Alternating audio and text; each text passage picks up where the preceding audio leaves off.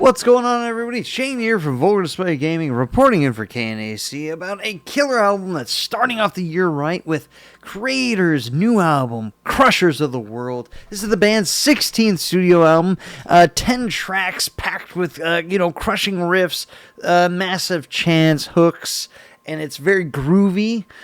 Before we even get into the music, though, I want to talk about the album art. As you can see here, this is, it's a great album cover, and it's done by, forgive me, I cannot pronounce his name correctly, Zbigniew Bialak. Forgive me, it's popping up, the spelling of his name here. He's a killer artist, and he's known for his work with Ghost, and he's done the latest covers for Imperial Triumphant and Sodom. Those were both great albums last year, but they had great album art. And this is just competing with a more iconic Kreator album art, as you can see. And on top of that, also a little bonus here, the band is also releasing a bonus live album with this cycle, this album coming out. And the artwork was done by James Osama, who's a killer artist too.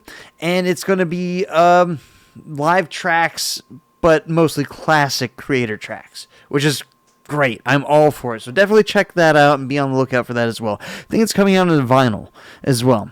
But as you can see, the artwork also pays homage to some classic Kreator visuals. You got the Coma of Souls dude hanging out at the bottom. And then it's like kind of, I guess, the throwback to Out of the Dark into the Light with the blood pool and everything. And then it uses the old school Pleasure to Kill font, which is cool, you know. But let's dive into the music. Again, the track kicks off with Seven Serpents. Great track, features a really cool atmospheric intro, serves as a solid opener, immediately launches into like a fast pace, what you expect out of Kreator, a thrash assault, and it doesn't let up, and it keeps going. And moving into that, you got Satanic Anarchy, which easily has my favorite chorus on the album, which is "Rise up, confront the enemy, create a new reality." It gets stuck in your head, and it has been stuck in mine for a while.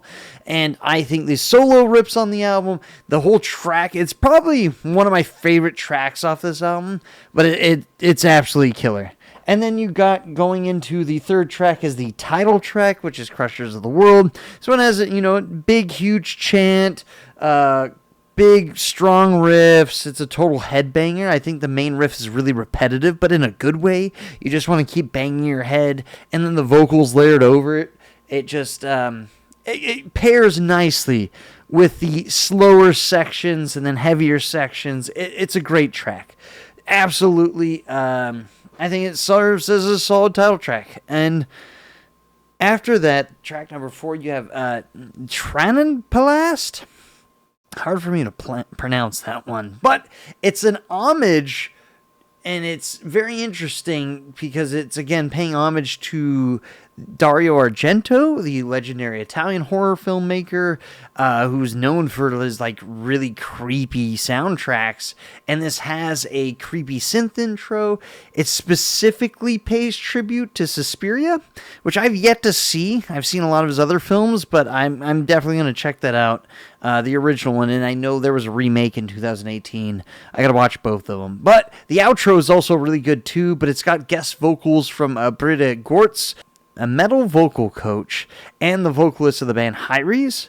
It's very great dynamic layering to the song when she adds those kind of more, not guttural vocals, but like raspier vocals, I guess, the more death metal-y vocals, which works.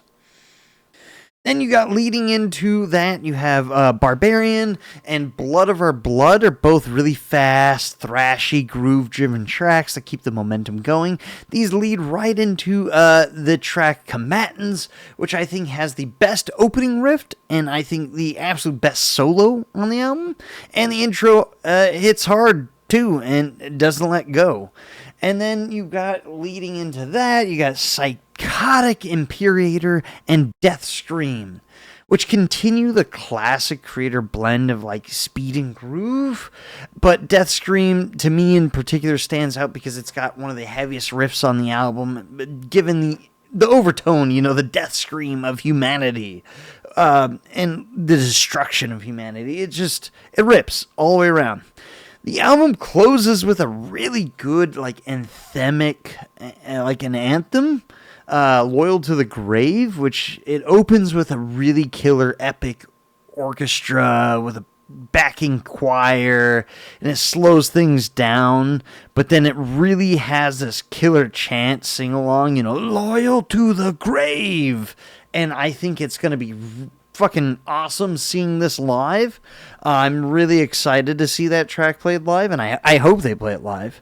But yeah, all in all, this is a really solid Kreator album, and I think it's a great start to the new year. This is definitely going to be on rotation for me for the year, as well as going to be a contender for Album of the Year for me already. I just have to put that out there. I'm starting my list now because this album is great. I wasn't bored with it. It gives me everything I want out of a Kreator album, at least the newer Kreator, where they're a lot more groovier, and, there's really good thrash parts too. But you can see them. If you're on the East Coast of the U.S., they're starting their tour off in May, so definitely catch them if you can. And this album is dropping again January 16th, and I have to give this a solid 8.5 out of 10 for me. It's just a absolute ripper of an album, and it will definitely be on constant rotation throughout the year. Let me know what you think about this album. Let me know what your favorite Kreator album is, and if you're excited for this. Are you going to catch them on tour? Who knows? Until next time, everybody, stay heavy.